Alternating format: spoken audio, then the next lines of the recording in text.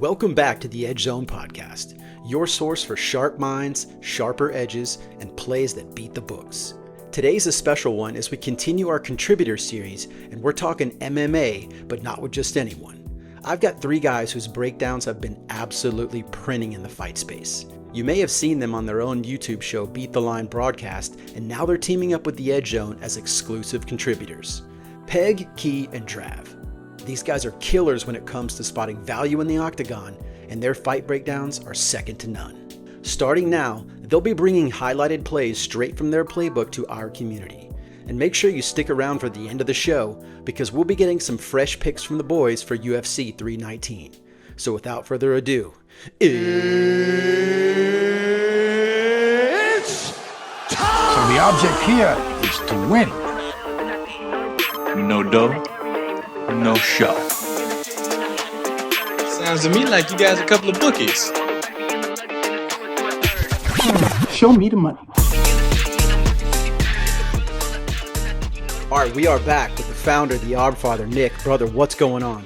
How we doing, man? Super excited to be here for this one. You know, when I stumbled across these three guys on X and then watched some of their YouTube content, you know, I got super excited, and I think the audience is going to be pretty pumped on what they hear coming from these guys today. Yeah, I'm a fight fanatic. You know that, brother. You and I talk all the time. I'm sending you my bets left and right. Some of them are over the top with what I try to pull off, dude, but it seems to work out, dude. You know, I love the fight game, and so I'm super pumped for this episode and super pumped to meet these guys. Let's get to it.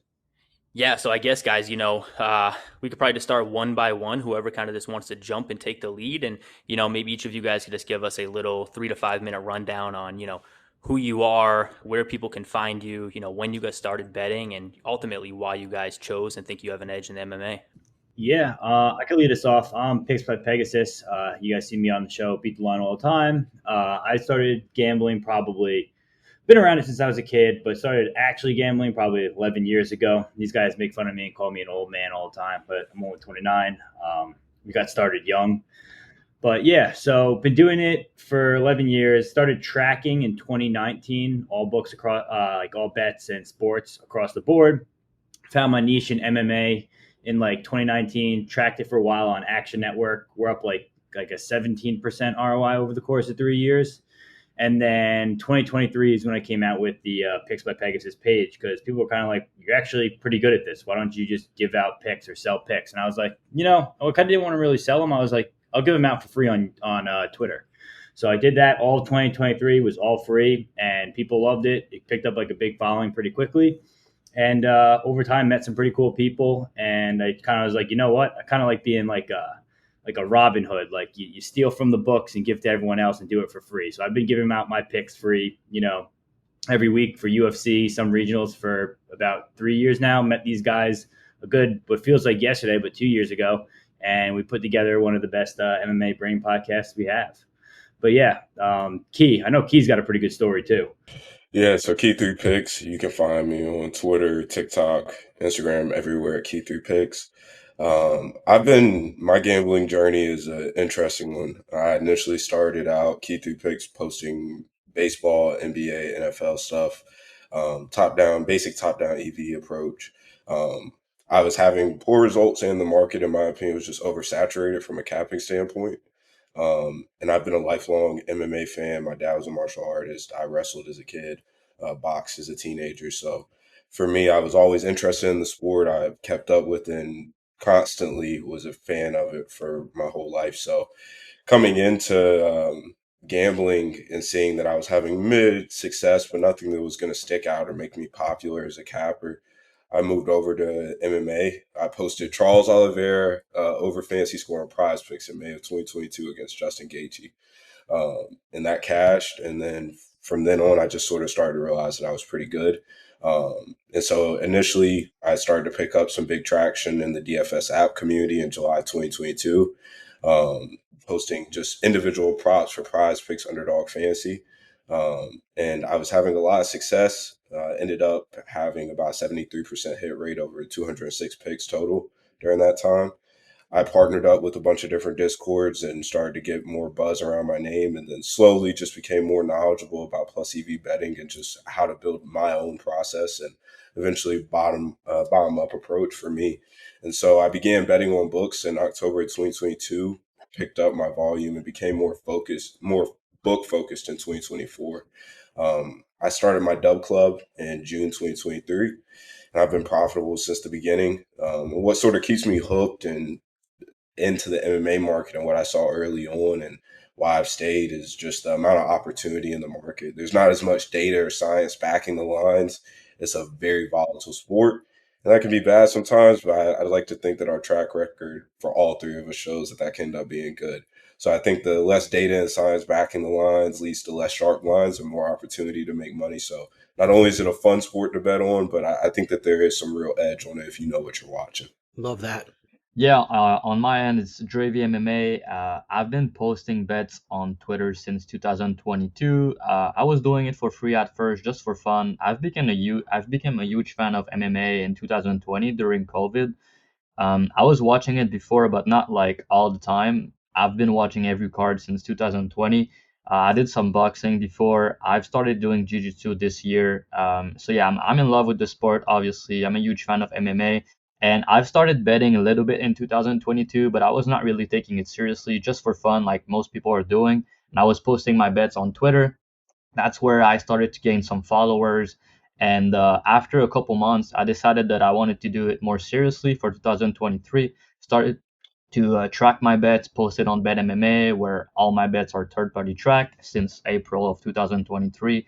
If you go out there, you can see Dravy on BetMMA.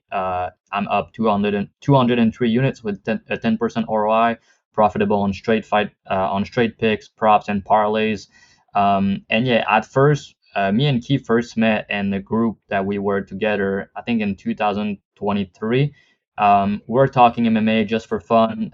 We realized that, we were good at this. So we decided to try to do a podcast in the future, but we didn't really know when we were doing a podcast or anything like that. But we knew that at some point we wanted to do something. And I started to talk with Peg a couple months after that, and we decided to do like a trio and do a podcast, something different than the market, because everybody's doing, a full card breakdown on YouTube every week. Everybody know what it is at this point, but I don't think there's many people that have like three people that, have a fun show and give out sharp play every week, and three people, not only one or two, it's like a trio, and we have guesses for like the big cards and all of that. So the Beat the Line broadcast, that's where we started the pod. And like you guys mentioned, I mean, our track record is profitable for the last few years. On my end, I started selling picks in 2024 with Dub Club at first.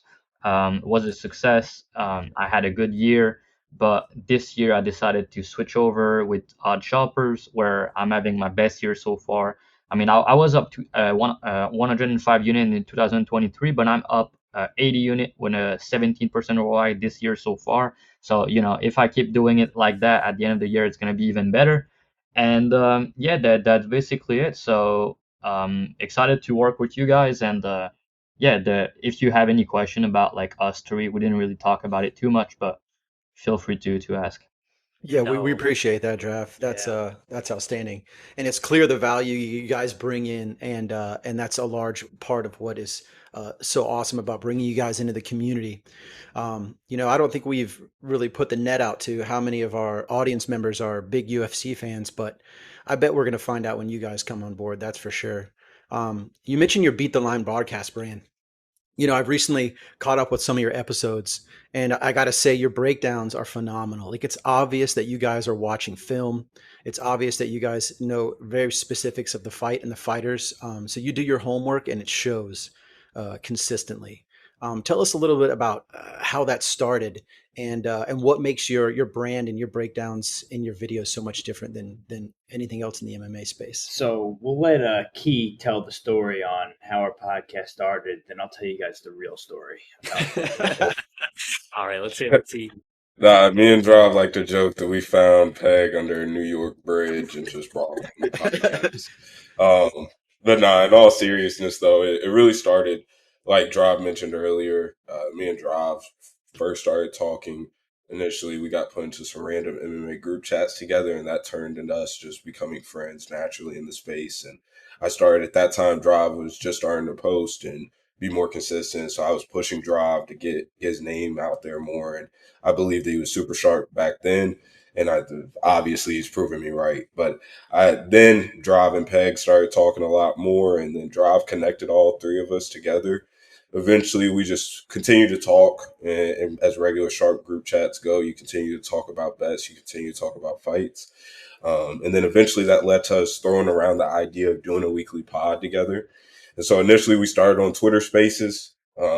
Peg can probably tell you the exact number of Twitter Spaces episodes we had, but back then it was clunky. We didn't really have a good flow. We were trying to figure it out. It was really clunky back then. And then naturally people just started to want to hear us more and more. So we transitioned to YouTube with full live streams showing our faces and videos of us breaking down each card.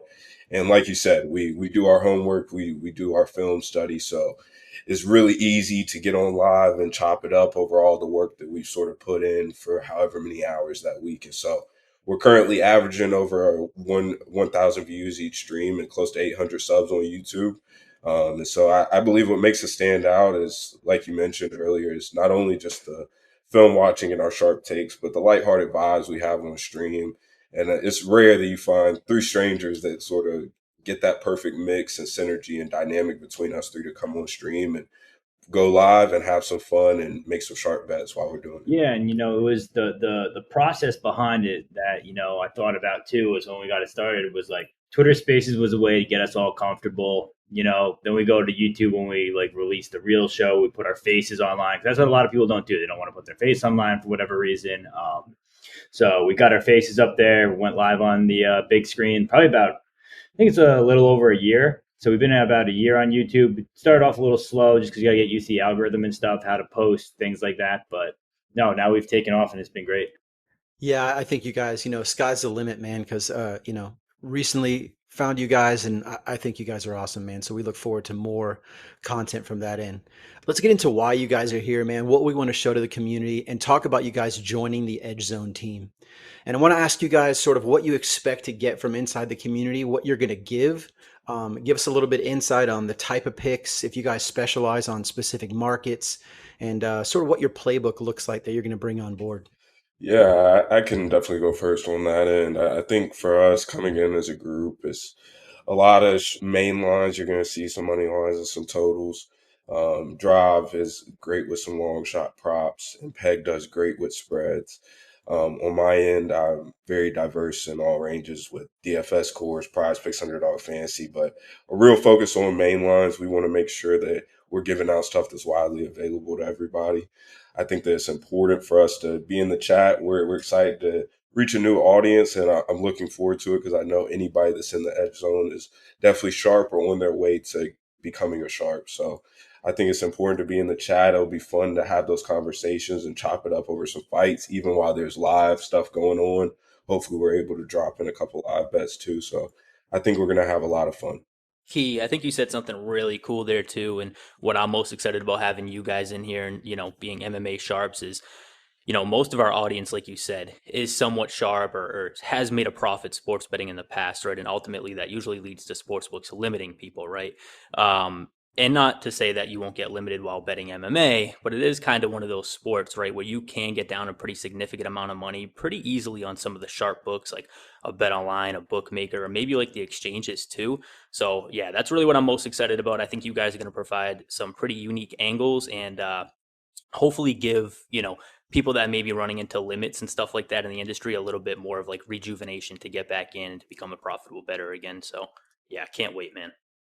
Yeah, we have a lot of processes that goes into what we do. As if you watch our show, we watch a lot of tape. We value in a line. Drav likes to talk about probability of a line, things like that don't really make sense to the average man like me.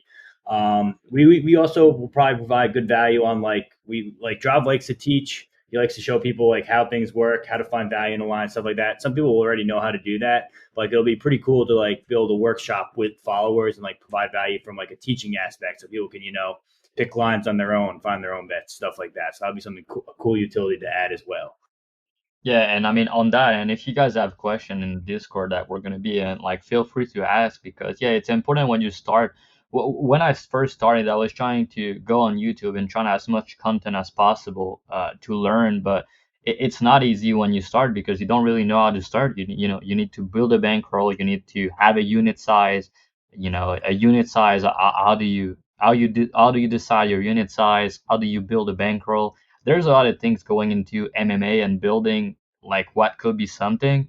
For example, I'm at $1,000 per unit right now, but I first started, I was not there, But as you grow and as you profit over the year, that's where you can up your unit and be better and be more profitable and win more when you trust yourself and when you have a process. So I mean, if we can help on that, and that's the goal for me. That's where I first started posting and going on YouTube because I want to give something to the community. So I'm doing that already on Odd Shoppers in a way, posting my bet and people are killing and making money, but I'm not really like doing the teaching part of the job per se. So if you guys are new to gambling and you have questions, feel free to ask. And an advice that I will first tell is really the tape study. You need to understand the lines, but also the tape study because some people are gonna watch they're gonna watch the tapes, but they're not gonna see the same things that I see. So you need to watch the tape, make you read, and then trying to cap what the line is, and then compare that to the market basically. But sometimes you're gonna realize that you read on tapes, the way you see things on tapes is not great. For example, when you start, so you need to be able to adapt and be good at it. But it's really hard when you start because you don't really know what to look at. Striking, grappling, cardio, intangibles. There's a lot of things. The chin, the level of competition, the market overcorrection, recency bias. There's a lot of things that goes into MMA, and I mean, like he mentioned earlier, it's a crazy sport because it's a lot of volatility, but at the same time, it's a sport where there's a lot of recency bias, there's a lot of hype on fighters, and there's a lot of opportunity to take advantage of. That's where we're here for at the end of the day. So yeah, the tape study is really what you guys need to start with. I think when you first start to do it, and after that, it's really trying to it's really hard to do implied probability like Peg mentioned when you start, but as you get better with it and you understand the market and all of that, that's where you need to be a complete better and trying to bet everything. But it's not easy, it takes months, it takes years, but when you're there, we've proven that you can be profitable and make real money with it. So everybody can do it, but I think less than 2% are probably doing it the right way and making money. So that's really the hard part, obviously. But I think MMA is still good because it's not as we have a bigger edge in MMA than a lot of other sports worldwide. Like sometimes I'm gonna make a bet, like just one bet I think top of my head is Song Young Ko. I play him at like plus 350 or plus 400 this year against Oban Ilgat. I don't know if you guys remember that fight, but basically he dominated him 30-27. It looked like he should have been a massive favorite, but he was plus 350 or plus 400. So these type of shit doesn't happen too often. But I mean, in MMA, sometimes it happens one time per card or one, two, three times per month. So you need to be there to catch these spots. But yeah, at the end of the day, it's a really good sport to watch. But when you can make money at the same time, that's even better. Yeah, with insight like that, there's a lot of value in some plus numbers if you're feeling comfortable about it in that manner for sure. In y'all's take, I've noticed that the market seems to be getting wider and wider in MMA. Do you believe that's true? Yeah, I think the market is getting sharper, and honestly, especially with props and totals. For money line, I think the market is getting more juice as the years Yeah. go on, Yep. because I don't know if you guys recall, but basically last year was a crazy year where I mean, most good better lost money last year. Um, we didn't, but most of them did. My point is, not a lot of underdogs were winning. All the favorite were winning. So if you had a good process and you didn't make adjustment in the year, you were basically losing because every favorite were winning. And then it made an overcorrection going into 2025 where like the minus 200 was now minus 400. Mhm. That's where the big dogs were winning. But yeah, the props sometimes for the round 2 round 3 props you were getting plus 800 and plus 1200. Now the same exact type of fight with the exact same read, the price is going to be plus 500 and plus 850 or something like that. So yeah, the market is getting sharper with props, but honestly as you go, you're gonna realize it's harder to get money down on big props like that. You need multiple accounts. you're gonna get limit way quicker. So again, that's another part of gambling, which is really hard. But yeah, the props and the total are really getting sharper, I feel like. But at the same time, sometimes they're gonna overcorrect some things, and you need to take advantage of it. For example, the fight doesn't go the distance or the under 2.5. Sometimes gonna be like minus 450, minus 500, and the fight's gonna go the distance. So if you can catch some of these spots, you don't need to be right too often if you catch plus 300 tickets and more. Yeah, no, it's really good advice. I guess one question, and this is just kind of me honestly asking personally, right? So, I use OddsJam and stuff like that, and sometimes I'll look at like the prices, if one of you guys sends something out, and a lot of times I'll go back into like view like the line history, right? And I know Bet Online sometimes has fights up for like well over like a month in advance. And, I was just kind of wondering from like you guys' perspective, right? Like, do you take it week by week? Are you guys looking 2-3 weeks out sometimes, locking in value early? Like, if you could kind of just maybe explain to me and also the audience, like the pros and cons of doing that. And if this is something that you guys do. I can speak for all three of us because we I love this. we both have similar processes here. It as for like openers, direct openers, it's hard to get down money. It's hard to send that out to people. We're gonna move the markets, especially with the size of me and Drav's premiums. As for I believe this a good market to tap into if you are a lower unit better. I think that that's something that you can try to exploit, is trying to get more and more ahead of the game.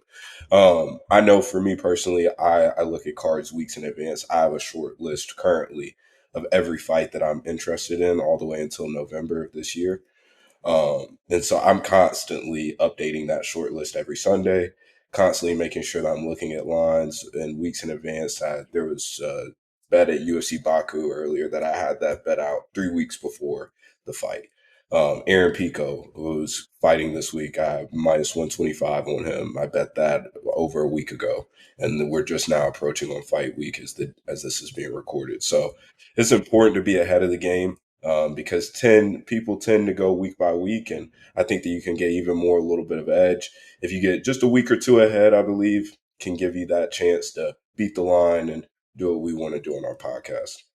Yeah, and just to piggyback on that too, there is value on opening lines. Those lines are low limits and they do move quickly. So sometimes it's pretty hard to get money down if you're a guy who's betting high limits, betting big, or if you're a guy kind of like Key and Drav where you owe your subscribers a certain price so you can't get down.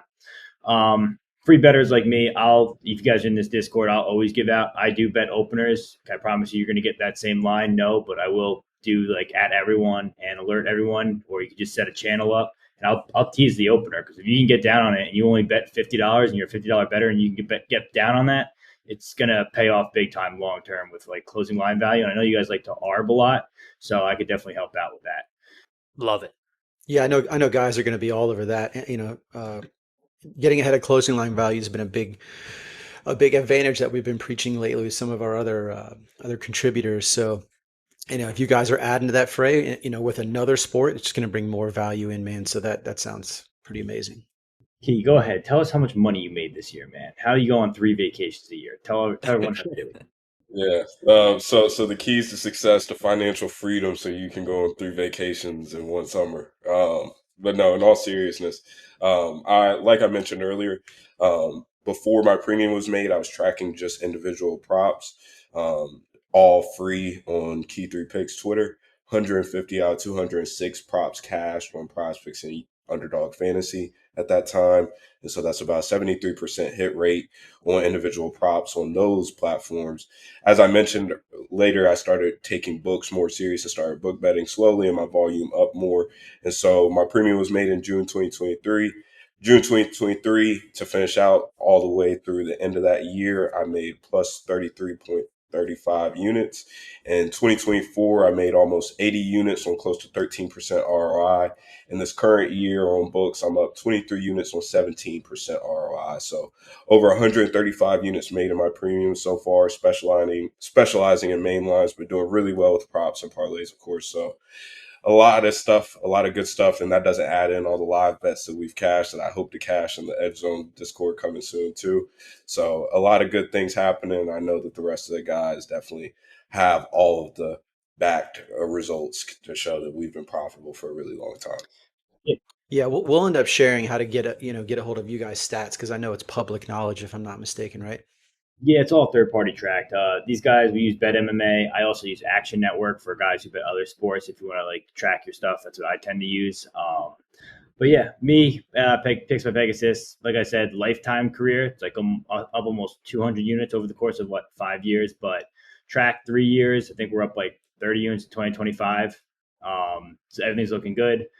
Kind of BetMMA is a little different because for people who don't know, when you track on BetMMA, it's only money lines, props, parlays, and totals. You can't get down same game parlays. You can't get down player props. You can't or like stat props like striking and like those kind of niche bets. So it's really more tailored towards people who are betting the I guess it's high unit size bets or like money lines and things that you get big bets down on and like higher limits. Drav, real quick, go over your year because I know year over year you're up like what 200 units the past 2 years or something like that. Yeah, so basically I started tracking on BetMMA in April, end of April 2023 on BetMMA, and yeah, I'm up 203 units. So yeah, my unit size this year was $500 basically, and this year I'm up 80 units with a 17% ROI. It's also important to watch the ROI and all of that because I've bet for 459 unit and I've won 80. It's pretty good. Sometimes you're gonna see some people that have like 2,000 bets and they're up like 40 units, so they're up, but you're gonna need to bet a lot to win that money. So yeah, 80 units. Like I said, I switched my unit recently to 1,000, so I'm up 40k this year basically. But yeah, now with $1,000 per unit, if I keep on that way and have like a 125 unit year, that's kind of my goal. I want to pass the 100 mark, obviously, but I feel like if I'm keeping up like I am right now, it could be even better. So yeah, 80 unit profit, 17% ROI, all 30 party track on BetMMA, and it's not like you guys said, I can bet openers sometimes, but I'm not gonna track those lines personally just because the lines are moving way too quick and the limit's like 500 or something like that. So if I bet $500 on like a plus 200 dog and the line crashed to plus 140 right away, I don't want to tip that. I don't want to track that because the line is not there for my members. So what I'm gonna do is I'm gonna wait, and then when the limit's open, I'm gonna put more money down. For example, 2,000. Maybe the line is plus 150 by now, but I still like it. There's still value, and I'm gonna track the plus 150 when it's open on other books. So yeah, that's kind of the thing. So sometimes it's harder because a lot of people on BetMMA they're gonna track the plus 200 if it's the opener. So I don't do that. So my results even better than what it really should be because it's better on track obviously because sometimes I get better line than what I track, and it's pretty much the same with key because we're under a payroll, so we have to do it that way. But yeah, the openers like you guys mentioned, basically like the line could be minus 200 and it can crash down to plus 100 or plus 150. They can switch the line like that in like less than 30 minutes because they're going to open a line that is so wrong sometime, but you're not going to be able to get down a lot of money on it. It's going to be like 500 or two win $500 on favorite. So it's harder to get big money down on that, but sometimes it could be a big edge because like if you know the line's going to switch and the guy is plus 200, you can bet like 500 on it, and then the line is a pick 'em or something, so you can edge the other side if you want to bet that way. That's not what I'm personally doing, but yeah, you could do that as well. I appreciate you guys talking about your tracking. The transparency in that really lends to credibility. And I think that's going to go a long way in the community. With that said, I really wanted to transition into getting some of your fight takes for UFC 319. It's right around the corner. It's this weekend. So let's get your takes on some of these matchups. What do you guys want to start with? Yeah, let's start with the featured bout on the main card, and we can go through those last three. I think in the feature bout, I'll kick it to Peg as he's our usual host. So I'll kick it to Peg and he'll Yeah, play his I regular. got you. I'll take it from here. Jeff Neal, Carlos Prates. Neal is plus 210. Carlos Prates minus 245. Last fight we were watching it. Prates, almost beat the cock. Almost made the world heel again when he almost beat Ginner. He lost the decision. Jeff Neal, I think he's coming off that Shavkat loss. I think that's the last time we saw him in the cage. So it's been a long time. Key, I mean, Pratos KO 2-3 feeds families, right? Oh, one would think here. Protest, I bet him last time out against Ian Gary. Jeff Neal had a weird fight against RDA where he did look good early, but RDA tore his ACL or an MCL, I believe, and just had to quit that fight. Before that, we saw a weird split decision against Gary, and then sort of what feels like sort of the weird peak of his career in a loss versus Shavkat where he overachieved and sort of beat everybody's expectations in that fight. But I think that this is a weird matchup. Before, I think it's important to note at 314, whenever this was canceled, this line, and this is pre-protest fighting Gary, which I don't, in my opinion, believe changes much at all in this matchup. But 314, whenever this was initially booked, Jeff Neal was at a plus 300 underdog, I believe. I know Protest was in that minus 400 range. And now, so you're getting minus 250 range on Protest. I don't want to back minus 250 on a guy that's not a good minute winner, and can be lacking volume as we saw against Gary. It just feels like sometimes he's waiting for the perfect kill shot instead of just letting it come naturally through the flow of his combinations. So I think that here I'm looking at rounds 2, round 3 KO, as Peg mentioned earlier. I think that you got to keep an eye out for what those prices come out on, especially on FanDuel. We know that they give some great round props over there. So I think that you keep an eye out for that and sort of hope the Protester gets into his flow and finds that flow state like he did against the Leech, Trevin Giles, and many others that he's knocked out on this crazy run. But I think that he gets back on track here. I think that Jeff Neal's moving towards the later end of his career. He's been in some wars. We've seen some questionable decision-making from him. I do think that he's a solid boxer, but he just doesn't have the physical tools to make Protest pay here. So I think that Protest does end up getting it done. But I think that this will be competitive early, and I can see Protest eventually finding his rhythm and finding a fight-ending stoppage. Drav, what are you thinking, man? I mean, it's kind of like one of those guys like a Peter Yan where we know Protest is going to sit there and download. You think everyone should wait for like a live line on Protest and not take this early chalk? Or for the guys who want to arb, do you play Neal going in at big plus odds and then hedge off with Protest if he's losing after round 1? Yeah, honestly, it's kind of a tricky fight for me because Jeff Neal has always been really durable. You know, he only been knocked out one time in his career, and it was back in the days in the regional against Kevin Allen, late in round 3. In the UFC, he's been really durable and he has big power, but Prates is that type of guy that's gonna find that shot. Like he can match his power, but also like I think his shot selections are better. He's a fighting nerd, guys. You know, a really huge, good camp right now. They're having a lot of their big fighters fighting soon, right?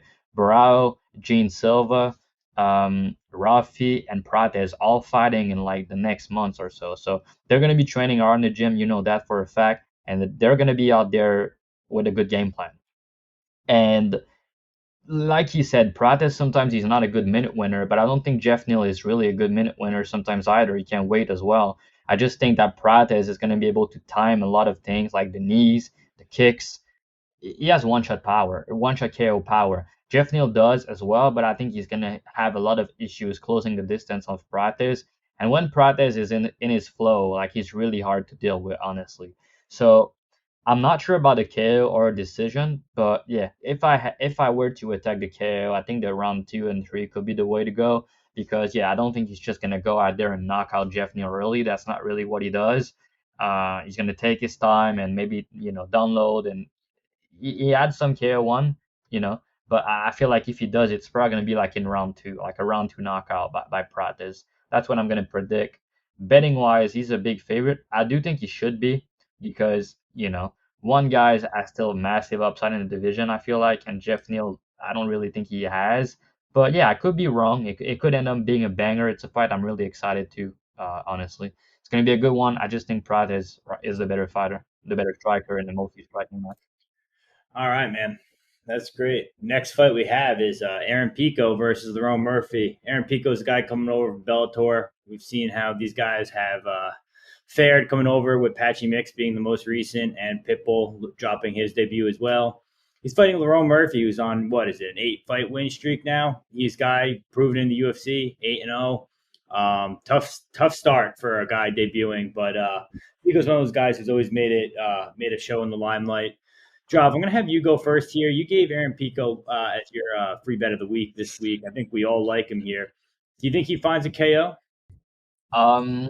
Yeah, it's a really good fight. Honestly, I'm really excited for it. Yeah, I had a lot of hate on my post on Twitter. Posted on my free bet this week. Pico, I played minus 150 for 3 units. Basically, I think he's the real deal. I think he's super legit. You've mentioned Patchy Mix, you've mentioned Pitbull. Uh, I mean, Pitbull, first of all, he was older when he made his debut. Like, he was at the end of his career. He's not really in his prime anymore, and he still got a win in his last fight. But yeah, that's a bit different. You can compare that one to the Patchy Mix fight, which I think could be fair, because like Patchy Mix is in his prime. He's a really good fighter. But I mean, I bet Mario Batista in that fight just because the matchup I felt like was a bad matchup for Patchy Mix, honestly, because of the stylistic. This one, I think the opposite. I think it's a good matchup for Pico and a bad matchup for Murphy. And also, Murphy's taking this fight on 2 weeks' notice. So Pico's the one on the full camp. He was preparing to fight Evloev, and now they moved that fight against Murphy. So the guy is, honestly, his power is legit. Probably top 3 in the division. People doesn't really know him. I went back and I've watched all of his fights, and he has massive power in his hands. Also, he has like nasty body shot. He's really good with the combos in close range. And also notice his clinch game is really nasty with those elbows.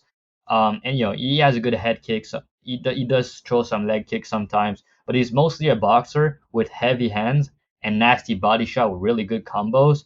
The way he flows with his combos kind of remind me of Ilya Topuria sometimes, and with the way he goes to the body, it's really nasty. It set up his shot pretty well. But now the thing is, he has a massive wrestling background. I'm gonna let you talk about his wrestling more after that, but let me tell you something. His wrestling skills translate in MMA pretty well. Cause like I know he doesn't have like the best top control, but he can get many takedowns and he's not gonna get tired, which is rare to see in MMA. And he has nasty ground and pound when he gets on top. He doesn't have like the best submission game, but his ground and pound is really good, and his wrestling is insanely good. Like, he's super strong, and I've seen Murphy taking down multiple times in the UFC.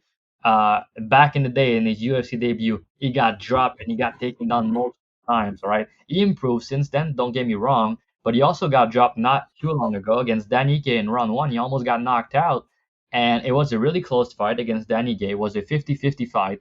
And basically, Danny Gay kind of slowed down at the end, and he lost that fight because of one mistake. But it was a 50-50 fight.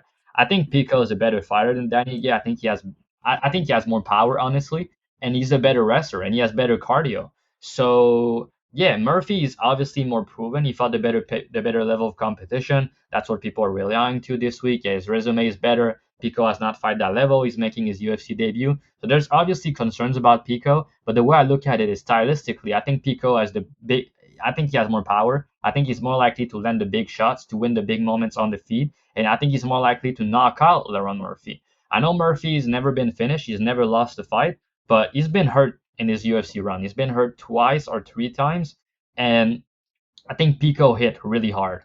And I know people are gonna say, "Oh, he fought Josh Emmett, didn't get finished." Yeah, Josh Emmett is 40 years old. Yeah, he hit him with some big shot. He landed some takedowns here. But basically, when you look at it, Murphy has like a 50% takedown defense. I'll give him credit. His get up game is good. But the way I see this fight is I think Murphy's gonna try to kick at distance. His leg kicks are pretty good, and he could time a knee. Like, we've seen Pico knocked out on the regional, but it was back in the days. But he could get time with a perfect knee or something, but how likely is that? I don't think it's super likely. And then in the striking, Murphy is really good striker in his own right, but he's gonna need to be really careful. He's gonna need to keep him at distance, land the leg kicks, do the best job he can to avoid damage. But that's not gonna be easy against Pico. Pico is really good at closing the distance, and then he's gonna need to worry about the takedowns, and because of that, it can be even lower volume. So yeah, wrestling upside, power upside, finishing upside, and I think higher ceiling overall. I think this guy could be a champion if he's as good as I think he is. And he's also the younger guy in this matchup. He's 28 years old. Murphy's 34. It's now or never for Murphy. He's in his prime too, but like I think he's gonna get knocked out or hurt at least. If he doesn't get knocked out, he's gonna get hurt in this matchup. I'm pretty sure. And I think that Pico is gonna land 3-4 takedowns just because all of that. If you give me wrestling upside, power upside, and a guy that had the higher ceiling, I have to make it a decent sized favorite, even though that's his UFC debut, even though that's a step up in competition. I'm not gonna go out there and tell you he should be 80% implied. That will be stupid. But I think he should be in the minus 200. So that's why I was pretty comfortable laying minus 150, and I played for a big amount. I played for 3 units.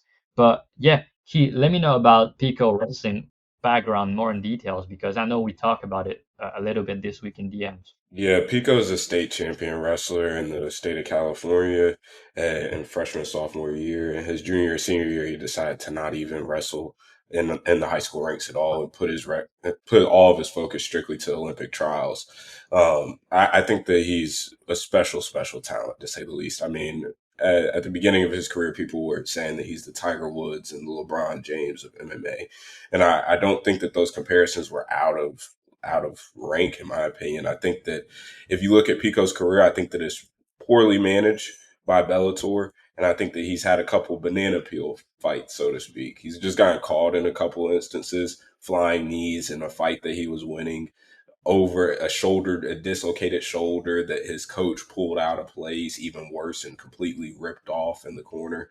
So, I mean, you just look and it's just a lot of like, what are the chances of that type of happening situations?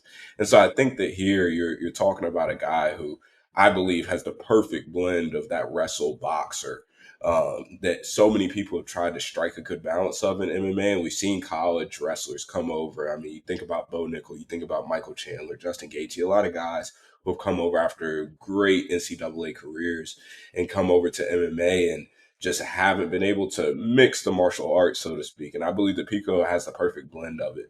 And the way that Pico wrestles guys, and he gets in and uses his combinations to flow directly into his wrestling. And as Drav mentioned, his top control isn't insane or anything, although he does threaten with some good front chokes and has a great front choke series. But it's not that he's hunting for subs or looking to keep you down the whole round. He breaks up the pace so consistently. You don't know what's going to happen. And the way that he wrestles guys in a cage pushes them to the fence, and his boxing background was a Golden Gloves champion in the amateurs coming up in his teenage years also. And so you're talking about a kid that's sort of been bred for combat sports his whole life, but it shows in the way that he fights, the way that he wrestles guys to the cage and pushes them to the cage and then almost uses it as if it's a squared boxing ring and cuts them off with body hooks and hooks up top. There's no safe entries out. And for a guy like Lerone that's constantly skirting around and looking to point fight in many ways, in my opinion, constantly looking for ways out of the pocket, I don't think that it's sustainable for 15 minutes. Pico's a monster. He's insanely talented. And I think that it's very, very important to note that he's the guy that's 6 years younger here. We've seen Pico grow up, literally, go from a teenage boy to a man in this sport now. And so I think that people are forgetting that he's just now truly hitting his physical peak as a grown man. And we've seen him getting in the work with Hamzat, training at the training lab with Coach Cal. I think that that's important to mention here. Coach Cal, somebody who's with TJ Dillashaw during his championship years with Cub Swanson, and has a lot of great work. And I believe that we're going to see a great performance out of Pico. He was getting ready for a 5-rounder, so I don't expect cardio to be an issue here in this 3-rounder on short notice against Murphy. Murphy's the one who's getting off of the couch, having to take this fight against an absolute killer. The UFC obviously wants Pico to get this done here. I think that you'll see Pico fighting for a title within the next 18 months. And if it's versus Alexander Volkanovski, I hate to say it, I think that Pico is fully capable of knocking him out. So I'm very excited for this guy's debut. As I mentioned earlier before, I played him at minus 125. As a group, that's our free bet of the week to you guys for this pod. Aaron Pico money line. I think any range under minus 160 is great in this spot. I think it definitely will come back to that price. So Aaron Pico, money line, cash it. Yeah, just to add a few things that I think you guys may have breezed over was Murphy didn't even get on the plane until this morning. So he's flying over from England on a Monday on the biggest flight of his career, coming to Chicago instead of, being fully prepared and being here a week in advance, because the time zone's a little bit different. It's always tough. You hear guys anyone who's traveled on a plane for longer than 6 hours knows how tough it is getting off the plane than doing a full week's worth of work. My breakdowns are relatively quick. Going into tapes, I thought I was going to bet Lerone Murphy. I'm like the guy with 8 UFC wins on close margins, but 8 UFC wins against the Bellator debutant, and I'm getting him at plus odds. 100% going to be on this. When the tapes, you watch Aaron Pico, the way he boxes, the way he throws punches, the way he can grapple. He's going to be a problem in this organization, and I think I think he might be a little rusty off the start just because it's been a while since he fought. It's been like, 2-3 years since he's been in the cage. But once he gets in there and gets going, I think he's going to clean up shop. Should be a pretty good night for him. And I think it's either him or Gene Silva for the belt. It's only been a year and 5 months, like not 2-3 years, by the way. 2 years. Okay.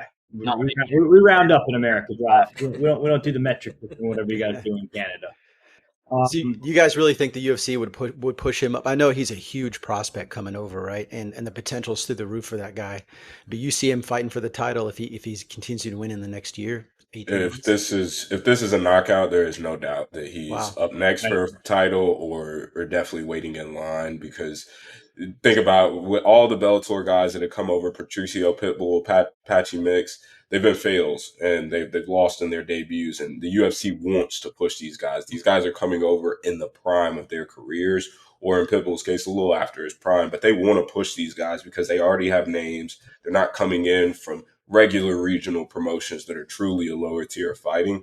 And with a guy like Pico, who we've been as a community have been waiting for this guy to hit his ceiling for at this point truly almost a decade now, I think that Aaron Pico KO here instantly creates buzz and leads to a title shot for him.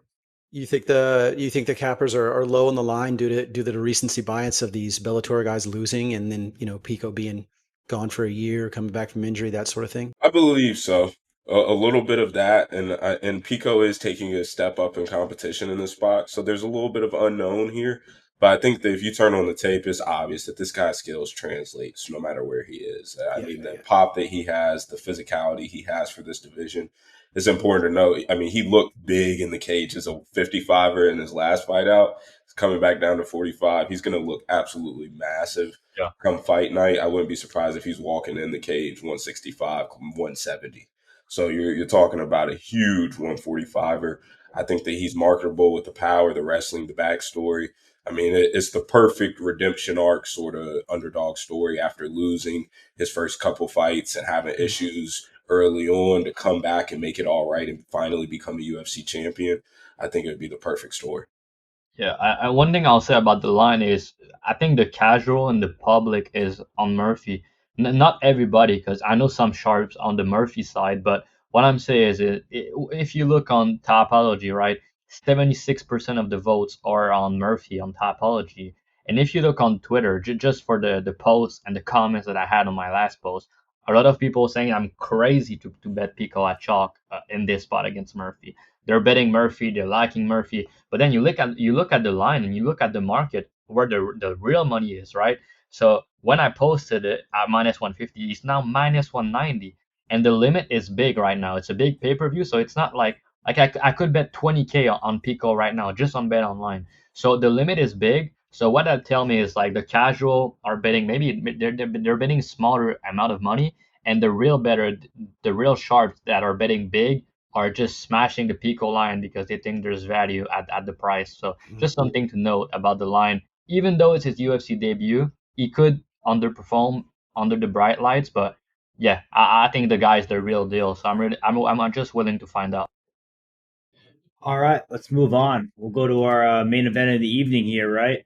So we got Dricus du Plessis versus Khamzat Chimaev. I mean, to be honest, I think this is the biggest main event pay-per-view we've had this year. I mean, Topuria Charles was pretty big. I guess you could call Merab and Sugar Sean big, but those two fights, they had steam there. But it kind of just felt like with Merab, you knew who that fight was going to go. With Topuria fight, you knew who that fight was going to go. A lot of people, you look at this fight, no one knows how it's going to go because you can go so many different ways. You got two dynamic fighters where Dricus du Plessis is a guy who fights awkward, digs deep, can go 25 minutes, and is really looking to hurt you. And then Khamzat's a straight-up killer. He's one of those guys that's going to come out here. He's going to impose his will early, and he's going to try and get you out of there in round one. Million different ways this fight can go, million different ways to look at it. Key, I'm going to have you go first, man. I mean, do you think Hamzat pulls off the round one finish, or does Dricus take Hamzat to the swamp with his quote-unquote suspect cardio he has? Yeah, as many people have said, Hamzat is probably the best fighter on earth for the first 7.5 minutes of any fight. I think that his physicality and athleticism is just something that we don't see. The intensity that he moves with is just something you don't see. I think he's a rare guy. It's sad that I don't believe he's had the career that he probably deserved to have due to injuries, COVID, and just poor management of his career. But I think that he's finally about to make it all right here. The Rob Whittaker fight, I mean, to come out and do that to Robert Whittaker in round one is just literally unheard of. I mean, we've never seen anybody do that to Rob. And Rob is somebody who's wrestled and training partners with members of the Australian and New Zealand wrestling team, somebody that has real background in wrestling. And Hamzat made him look like a child in round one. I believe here that Hamzat's going to get DDP down. And the reason why I'm not on DDP here and it's not an easy click for me is due to the bad looks that he had grappling-wise. I mean, we've seen him taken down by Darren Till. We've seen him mounted and look awful against Derek Brunson. And if Derek Brunson doesn't gas in that fight, we may not even be talking about DDP ever touching a title. And then in his past couple matchups, we just haven't seen the grappling tested on not on his terms. He's been able to offensively grapple with Sean Strickland and Adesanya, but that's a completely different matchup with a completely different skill set. So here you're fighting somebody who matches the physicality of DDP early, and you're fighting somebody who's a much better grappler and can match the power on the feet. DDP isn't some sharp striker. He gets at you through volume and physicality and wearing on you as the rounds go on. Yeah. But he's not somebody that Tell the people you're the biggest DDP hater out there. Yeah, I will admit, I've been a big time hater of DDP through this run. The style looks awful, it looks goofy, but at this point you got to respect it. He's made it work. The physicality is that real. He walks around at 220 and somehow makes 185. And so the physicality is real and you can't deny it. But I think here he's just simply outmatched. I think Chimaev will find the back. I think he will create problems. And I think there's a very good chance that Chimaev proves that the hype and the price tag is correct in round one domination. But I think even if this does get extended, Hamzat won that third round against Gilbert Burns. People tend to forget a lot. It's not like Hamzat just died and quit on himself. Hamzat has shown that he has that dog in him too. And that's at Gilbert Burns in a fight where he was depleting himself to get down to 170. And I believe that was the last time we ever saw him at 170. And so at 185 at full strength, not having to deal with that hell weight cut. And like I said, the work that he's been putting in California with Coach Cal at the training lab, with Aaron Pico, Armin Sarukian, and a couple of the Penn State wrestling boys over there, I think that we're going to see a Chimaev that does have the cardio to go 5 rounds. And yes, I do believe that DDP does have the better cardio still and does have the chance to win those later rounds at a high clip. I just don't think that it'll be a blowout. I do think that Chimaev will be able to be competitive and be able to steal some of those rounds potentially. And I think that his wrestling is just that damn good. And whenever he gets on the back, he's a problem for anybody on earth. So I'm going to side with Hamzat here. I think he gets it done in round 1, but I can even see him getting it done in round 2 or winning a decision 3-2, 4-1 here. I think he's that good. And I think he's going to finally make it everything right after all these years. We talked about him being the boogeyman. I think that he's going to finally make it all right and prove that the hype was real all along. Yeah, and the way I kind of look at this fight is I think this is one of those fights that you watch in live line. If Hamzat goes out there and gets a round 1 finish, hey man, you missed the boat on this one. Got to be okay with it at this price, just because this is another champion getting big plus 190 odds. I think it's got to be a live bet because of 2 things. You have to watch the fight unfold. If you want to be a Dricus better or you want to bet on Dricus, wait, because Hamzat's best 2 rounds are rounds 1 and 2. So if he survives the onslaught and brings him to the swamp, you're going to be talking about getting DDP at plus 300, plus 400 possibly. And then if it does turn into one of those fights where, rounds 1 and rounds 2 are Hamzat, rounds 3, DDP starts to take over, but it's still a close fight, you're even going to get a buyback and you're going to be able to get Hamzat at close odds too, if not the beginning. So you really didn't miss much if you think of it that way. So I don't know. I think this is a pretty good live line spot. Watch what you see, things like that, just because I don't know, it can get tricky. And like we've seen, the swamp is the meta lately. RDR took Whittaker to the swamp. Fluffy just took Roman Dolidze to the swamp. DDP is one of those guys. He's the king of the swamp. So if he wants to go. If you want to go there with him, good luck. It's a banger. You mentioned it earlier, but to me it's one of the best fight on the entire year. You've mentioned like um Topuria Oliveira. Yes, that was like a super high level fight, but we knew what would happen, you know. We knew, sadly, as Oliveira fans, but here it's like I've never bet against Chimaev in the UFC, and if there's one fight I would do it is this one. Talking about market first, like the line is blowing on DDP. If you want to bet him, just wait. I feel like there's plus 190, plus 195 on the market right now. He was at like plus 165 2 days ago, and it's a big pay-per-view. People are really high on Chimaev. He's undefeated. But when I look into this matchup, there's two guys in the UFC that are undefeated, right? Two guys that, you know, are doing their thing. They're a super elite fighter with elite mindset. I think Duplessis, yes. Chimaev does as well, but I think Duplessis' mindset is one of his best assets. When you listen to his interviews, when you listen to him talk in press conference, like when he end up making Sean Strickland of all people cry. He made Adesanya cry. Like that's some crazy shit. Like he believes in himself like nobody does. Remind me a little bit of like prime Conor McGregor or even Ilya Topuria right now in the UFC. Like the way he talk and the way he carry himself is really like a champion, you know. And Chimaev is kind of the same thing at the same time, but you know, matchup wise, when I look into this, it's like I'm watching and I'm looking into Chimaev resume. I've taped the fight. He's never fight someone that is as big as Duplessis and hit as hard as Duplessis. You know, you look at his last couple wins. Like Kevin Holland is a welterweight, Burns is a former lightweight. That was a banger. I rewatched that fight today. It was an absolute classic. But talking about the Burns fight, like Burns, he was able to counter Chimaev in the pocket with big shots, and he hurt him twice. And I think Duplessis power is way more, it's way different than Gilbert Burns. You know, um, Duplessis is a massive dude, and you know the Usman fight, it was like less than 2 weeks notice for Usman. The things Chimaev did in round one was super impressive to me. Like he 10-8 Usman in round one. Usman never been dominated on the ground before, but we know with his knees, short notice, and it was up a weight class for Usman at 185. But yeah, he put on a fight. He arguably won round 2 and 3 against Chimaev.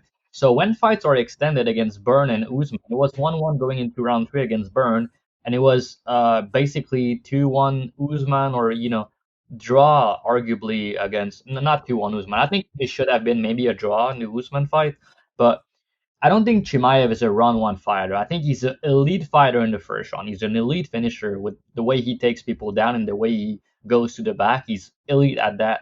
But I think he's still going to be there in round 2 and doing his thing. But I'm pretty confident in round 3, 4, 5, that's going to be Duplessis rounds. Like, it's just the style and the aggressivity, the aggressivity of Chimaev. I don't think he's going to be able to do it for 5 rounds if he doesn't finish him. And then I want to see the press confidence. I want to see the face off. I want to see all of that, because if Duplessis end up to be in Chimaev head and make him fight like a dumbass, which he really could, honestly, um, you know, it could be really good for him. But yeah, matchup wise, Duplessis is going to get taken down here. He's going to get taken down, that's for sure. But when he gets taken down, then what? Is Chimaev going to finish him or not? Like, is he going to finish him in the first 2 rounds? That's what I'm not too sure about. I lean towards no. I think he's not going to finish him because, again, he's like the bigger fighter he's fought. And Duplessis is a good grappler in his own right. You know, he's a really good grappler, and he's strong, and he knows what to expect here. He knows what to train for. And I think his preparation is really elite. So is Chimaev, to be fair. But yeah, I think the guy has been proving people wrong all of his career.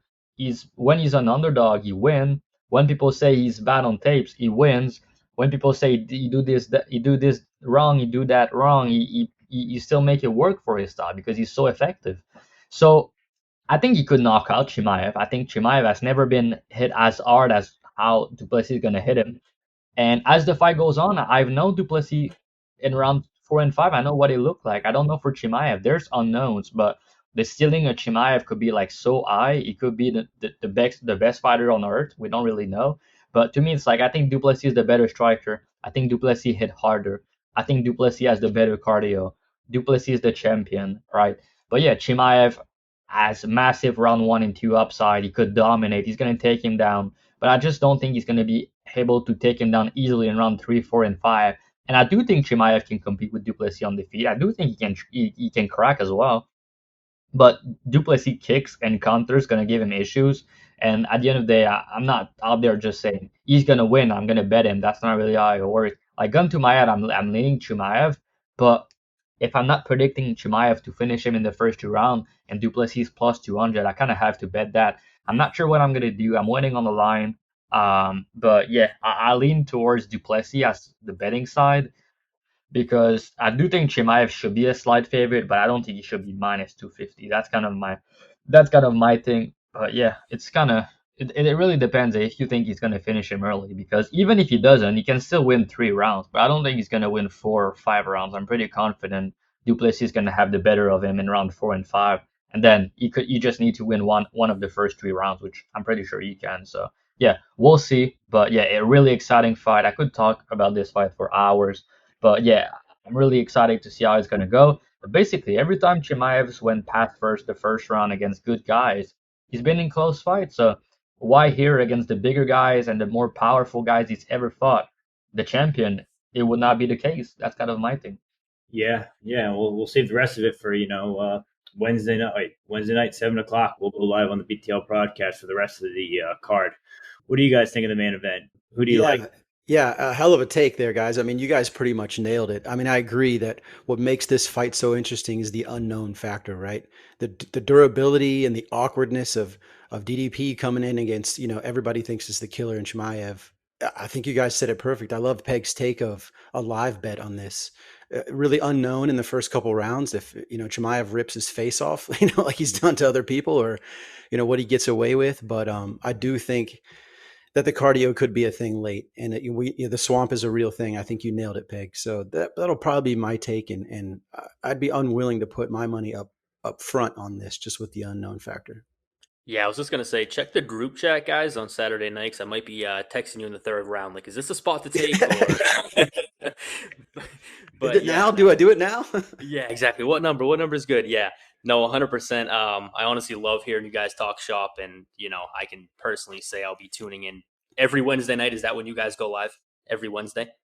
Yeah, typically every Wednesday or Tuesday, just depending on the day. Okay. Now with Dana White Contender Series, it's even a better time to you're getting more content out of us because Dana White Contender Series, there's 5 fights on every single Tuesday for the next 10 weeks. Oh wow. So yeah, you get an extra 50 fights on the ESPN platform. So we're putting out bets for that right now. We have a couple bets locked in, and we also do streams for that on every Sunday. So a little more extra fun during the summer and fall for us.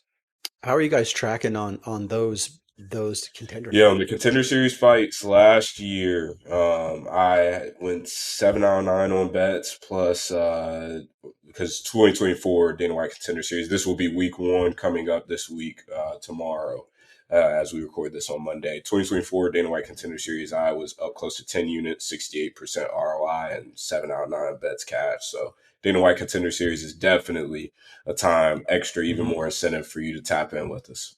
You find value in those lines just because of some of the unknown, abilities of the fighters? Oh, yeah, you tend to, especially on these smaller regional markets. Yeah, and that goes for all fights that pretty much aren't UFC.